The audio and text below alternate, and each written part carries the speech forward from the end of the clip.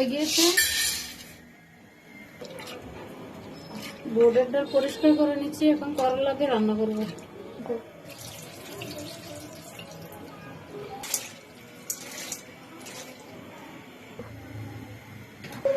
সবসময় বুটের ডাল বা সিমি বেশি দিয়ে করলা রান্না করলে ফুটানো পানি দিয়ে রান্না করবেন, তাড়াতাড়ি সিদ্ধ হয়ে যাবে।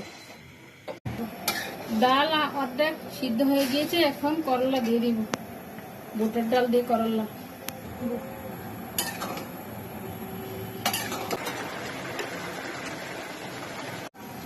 কাঁচামরিচ, ধনিয়া সব মিশিয়ে নিচ্ছি, এখন বাগার দিয়ে দিব। তরকারি হয়ে গিয়েছে,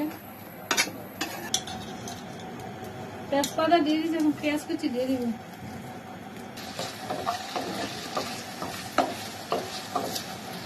বাগার দিয়ে দিয়েছি, সবকিছু মিশিয়ে দিব। এখন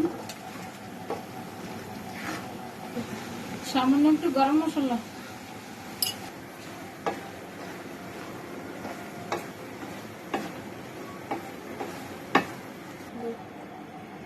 করলা তরকারি হয়ে গেছে।